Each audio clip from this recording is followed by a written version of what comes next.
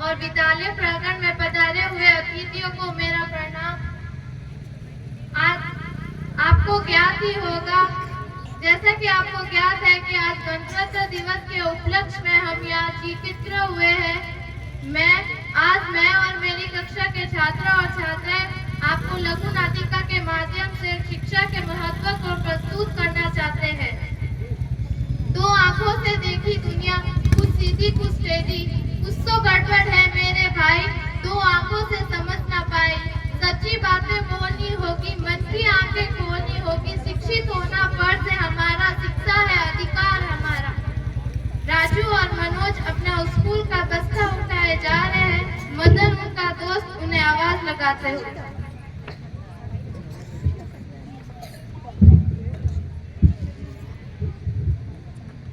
हे राजू, हे मनोज, कहाँ जा रहे हो यार? स्कूल। और कहाँ? तुम नहीं जा रहे हो क्या? अबे क्या करना स्कूल जाकर, वह मास्टर तो पढ़ाता है, समझ में तो आता है नहीं, और पिटाई करता है सो अलग। चला दे, एक नई पिक्चर लगी है, देखने चलते हैं। हाँ। नहीं मनोज, इसका क्या मालूम, ये तो अपने माता पिता का नाम डुबा देगा और दुकान भी बर्बाद कर देगा। चल अपनी राह पर चले। नौकरी किस बेवकूफ को करनी है? मेरे पापा की तो दुकान है, वो मुझे ही तो संभालनी है। चल मनोज, फिल्म देखने चलते, उसके बाद और मजे करेंगे। मदन, हमारे माता पिता की तो नहीं कोई दुकान है, नहीं कोई फैक्ट्री। हमें तो बस अपनी मेहनत से कुछ बनना है, और मैं तुम्हारे भाई को बिगाड़ने नहीं दूंगा। मुझे सब मालूम है कि तुम और तुम्हारे दोस्त छुप छुप के नशे करते हो। चल मनोज, स्कूल चल। मनोज अपने भाई के तरह चलेगा तो जिंदगी का कोई मजा नहीं ले सकता। चल, मैं दूंगा अपनी दुकान पर तुझे नौकरी। चलो ना। नहीं मनोज, हमारे माता पिता को पता चल गया तो बहुत मुश्किल हो जाएगी। चल मनोज, स्कूल चल।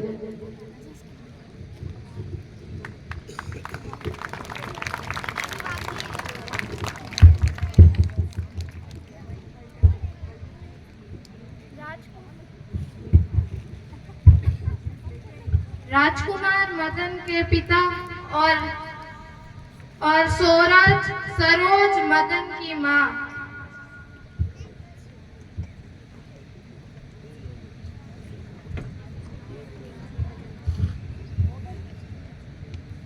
सुनो, मदन के स्कूल से फिर शिकायत आई है। वो पेपर में फेल हो गया और कहते हैं वह स्कूल भी नहीं जाता।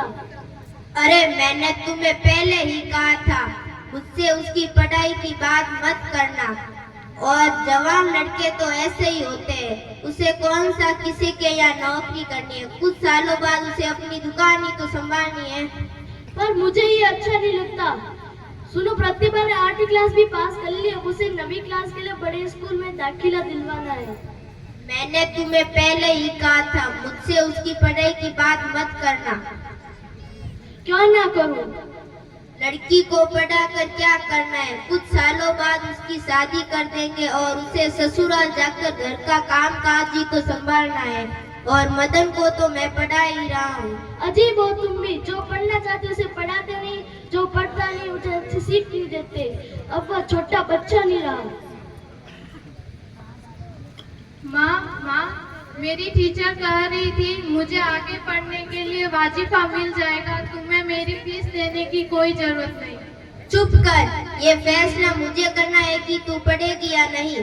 पर पिताजी, मेरी टीचर कहती है मैं बहुत होशियार हूँ और मदन का सारा होमवर्क मैं ही तो करती हूँ।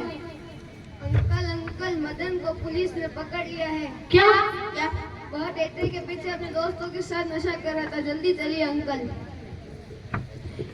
मैंने इन्हें कितनी बार समझाया कि लड़के को संभालो, हाथ से निकल जाएगा। न जाने इनकी आंखों पे कैसा पर्दा छाया है। भगवान, अब क्या होगा? हीरालाल राजू के पिता और पुष्पा राजू की माँ।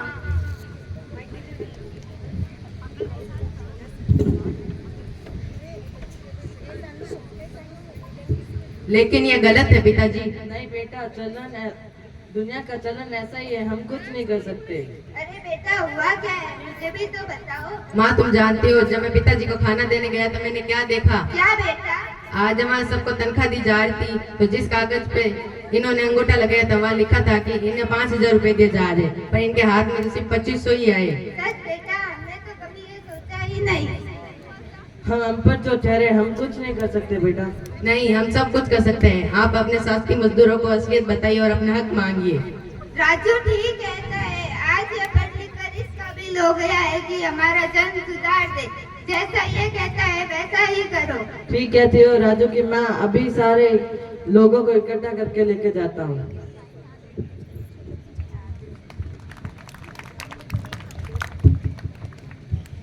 तो इस प्रकार आपने देखा कि संस्कार और शिक्षा के अभाव से लोगों को कितना नुकसान होता है। संस्कारों के अभाव से मदन अपनी राह भटक गया और बुरी संगति में पड़ गया, और शिक्षा के अभाव से मनोज के पिता को धोखा का शिकार होना पड़ा।